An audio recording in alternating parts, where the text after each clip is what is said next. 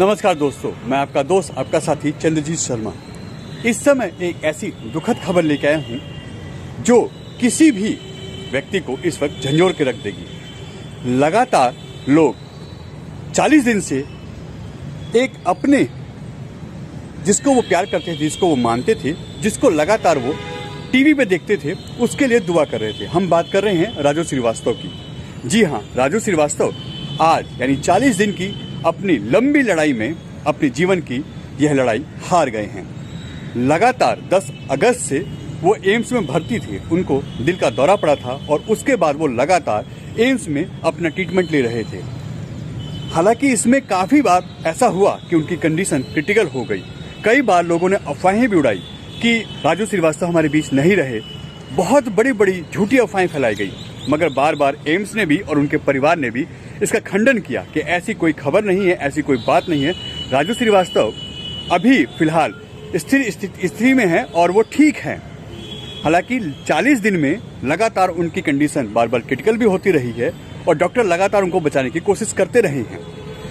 उनका जब से 10 अगस्त से जब वो एडमिट हुए थे, जब से उनको दिल का दौरा पड़ा था, तो वो लगातार अपना ट्रीटमेंट 40 दिन से एम्स में ले रहे थे और काफ़ी लंबे समय तक, करीब 25 दिन के आसपास तक वो कोमा में रहे हैं। ना उनको होश आया और ना वो किसी को पहचानने की स्थिति में रहे हैं। इसके बीच में एक बार खबर आई कि वो थोड़ी सी उनकी हालत में इम्प्रूवमेंट हुआ है और वो अब लोगों को, अपने परिवार को मिल रहे हैं और कोशिश कर रहे हैं उनको याद करने की, उनको पहचानने की।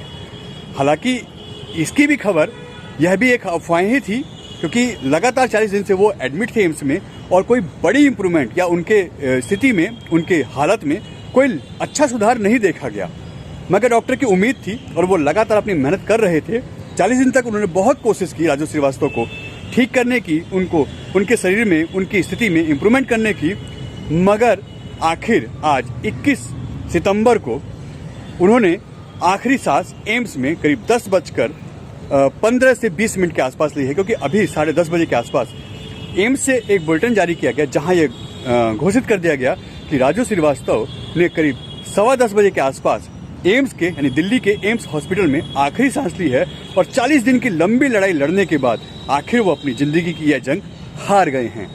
इसमें देश के प्रधानमंत्री हो या एक छोटे से छोटे तबके का या गरीब तबके का कोई भी व्यक्ति हो, सब राजू श्रीवास्तव के ठीक होने की कामना कर रहे थे, भगवान से दुआएं कर रहे थे और लोग लगातार भगवान से प्रार्थना कर रहे थे कि वो जल्द से जल्द स्वस्थ हो और हमारे बीच में आके पहले ही की तरह हमें हंसाएं, हमारे इस भागम भाग की जिंदगी में कुछ क्षण खुशी के दे, जिससे हमारे चेहरे पे मुस्कान आए। और वो ये काम लगातार करते रहते थे। उनकी कोई भी वीडियो, कोई भी सीरियल हो, लोग आज भी देखते हैं। आज भी उनको जब ये उनकी वीडियो देखी जाती है तो लोग बहुत हंसते हैं।